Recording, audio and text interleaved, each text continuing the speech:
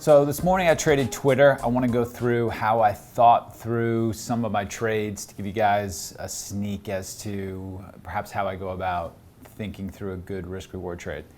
So I come in today, Twitter has a news catalyst. The news catalyst is Google's probably not going to be buying them. Google says they don't really have an intention of bidding on Twitter. I think a lot of people thought that they were going to be potentially the best bidder. I certainly did. To me, Salesforce doesn't make as much sense. CRM, stock symbol CRM, doesn't make as much sense as an acquirer as Google. One, Google has a lot more money. Two, Google has a lot more cash. And three, Google is actually in the business that Twitter most likely and most quickly can monetize its platform, that being selling ads, particularly for small businesses. Facebook does great, Google does great by allowing small businesses to advertise in a way that's very specific and very cost effective. And they can show you as a small business, hey, we're doing this for you, and people understand that. As opposed to maybe a TV ad or a newspaper ad where it's harder to figure out how much you're bringing in for your costs. Google does that really well. They've got a lot of cash. Salesforce is in a little bit of a different business model than a Google in terms of advertising. So, just in terms of me sitting around a trading desk, the CRM deal didn't make as much sense as Google, and it certainly, you're not going to get as much of a premium from a Salesforce as we have for Twitter. So today we come in, we get a news catalyst. I thought this news catalyst was very negative.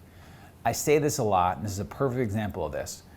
When you get an idea on the desk like I did, I don't like this news, to me the stock has really gone up to the 24, 25-ish area because people think bids are coming. And then the best bidder is saying we're probably not going to be in it, and the stock's gapping down 15%. This is something that's going to wind a lot of the longs. And so, we're sitting there, the stock is ticking below 21 in the pre-market, finds a way to go down towards 20, and then we open up. I'm thinking, hey, let me find some weakness and try and short this. That's my thesis. My thesis is I think this is going to find a way to trade lower. And I say this a lot. That's not enough. I don't trade just based on thesis. Those are my thoughts that I would express to you around a cocktail party. But that's not what I really do for a living. I'll get an idea, but now I've got to put together a pattern, and I've got to see price confirmation for a particular trade. So I think it's going down. So the stock opens up, and sure enough, it goes straight up a point. And as it's going up from 20 to 21, we had this conversation with one of our new guys. Our new guy was like, I don't really understand why this is going up. This doesn't really make any sense. We think the stock's going to really go down. And what you want to do in a situation like that is, sit tight. And that's good. I mean, we want the stock, we want to short it, we want it actually going up, and you want to really watch for opportunities to get short where you have a good risk reward. And the first time we actually had that was into 21, right on the open. It went up almost a point, and at 21 there was a huge seller, finally, stubborn seller on the tape.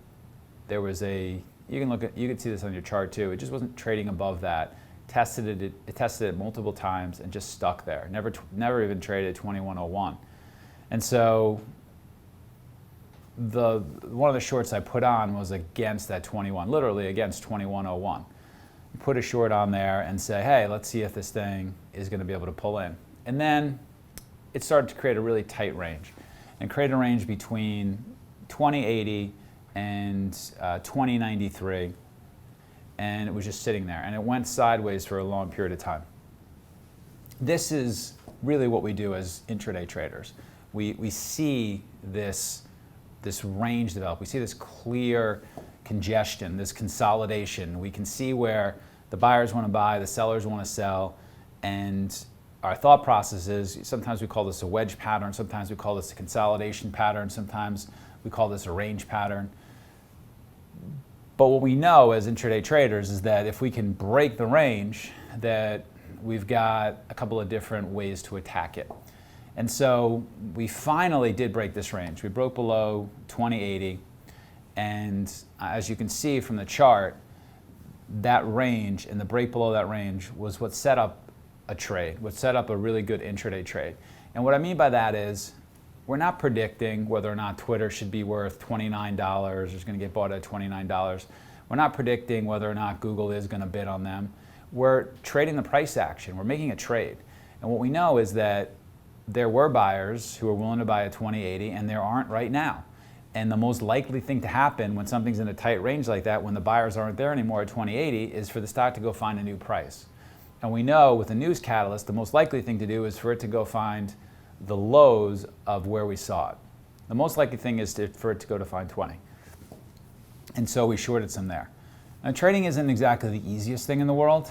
The thing I actually didn't, so we can't just load the boat and just, without prohibition, just short full size, 78 cents, 74 cents. One, it actually is hard to get short when it got below 80 cents because it had a downtick rule in it. But two, you always have to protect your risk. And the third thing I really just threw me off a little bit about this trade to be really aggressive was that the market was pulling off. And it was hard to tell whether or not it broke to the bottom of the range because the market was getting really weak or because the stock overall couldn't hold its range. And so, yep, you want to add right there, but if the market had been stronger and it had broke below the range, it would have been an easier trade to make. And so, I'm looking at that, and I'm gonna short that and see where that's going to go. And then we pull into that 20 range, and then we pop back up towards 50. We pop up back up towards a really important indicator for a stock like this, which is VWAP. And as you can see from the chart, trades back up towards VWAP, can't really get above VWAP, and gives us a nice entry point below 2047. Below VWAP, 2047 buys a lot on the tape, finally drops, and we can swing it again from there. So, where we go from here, this 20 is really a big level for us. But those two trades are the way that we're going to think about attacking Twitter today. Shorting below the bottom of that range, that's very clear, shows the weakness, comes back up, can't get above VWAP, can't get below 47 cents, finally does, and swing it down again. And so, depending on the type of trader you are right now, you can swing it against VWAP. You can, take it off and say, too much risk. There's a lot of headline risk for this. And there is a lot of headline risk. You got to be close to your news briefings because at any moment it could come out that CRM's going to buy them or Google changed their mind or Disney's back in the fold. And you could have a rush higher. Or Twitter can come out and say, we're not up for bid. We've changed our mind. And if that happens, you're looking at potential downside to 16 over some time, certainly 18. So very hot stock, lots of trading going on in this, but we're trading it. We're not necessarily investing in this as a form of transparency. I do own this in my personal account. I am long this in my personal account. And as a way of transparency, I'm actually short right now trading it. So much different time frames, obviously. So that's the way we sort of looked at Twitter this morning. I hope that helps. Trade it well, and we'll talk to you soon.